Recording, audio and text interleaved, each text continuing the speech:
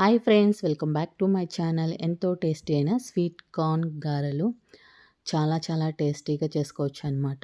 So అస్సలు oil లేకుండా, deep fry లేకుండా జస్ట్ రెండు డ్రాపులతో ఎలా తయారు చేసుకోవాలో చూపిస్తాను, చూసేయండి. సో ముందుగా స్వీట్ కార్న్ని మంచిగా వలుచుకుని నీట్గా వాష్ చేసుకుని ఏదన్నా క్లాత్ పై వేసుకుని నీట్గా తుడిచినంటే అందులో వాటర్ కంటెంట్ ఉండకూడదు అనమాట.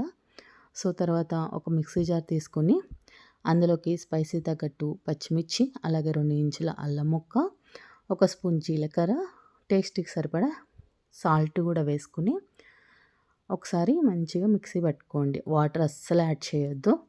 సో అందులో ఉండే వాటర్ కంటెంట్‌తోనే మెత్తగా మ్యాష్ అయిపోతుందనమాట. ఇలా మెత్తగా మ్యాష్ చేసేసుకున్నాక ఇందులోకి ఒక 2 ఆనియన్స్, అలాగే కొంచెం కొత్తిమీర, కొంచెం కరివేపాకు కట్ చేసుకొని పక్కన పెట్టుకోండి.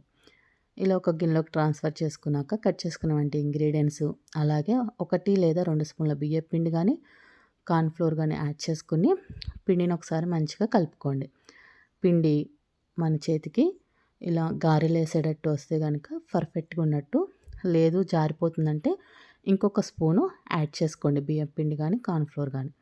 ఇప్పుడు స్టవ్ వెలిగించుకొని స్టవ్ పై ఒక ప్యాన్ పెట్టుకుని దాని మీద 1/2 టేబుల్ స్పూన్ అంటే జస్ట్ ఒక 4-5 డ్రాప్స్ అనమాట.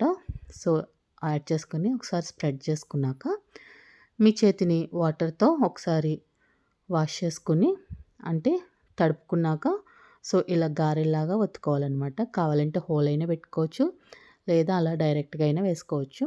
సో మీ దగ్గర ఉన్న పిండినంతా కూడా ఇదే ప్రాసెస్లో చేసుకోండి. కావాలంటే గారెలాగా చేసుకోవచ్చు హోల్ పెట్టుకుని, లేదా ఇలా మొత్తం ఈవెన్గా కూడా స్ప్రెడ్ చేసుకోవచ్చు.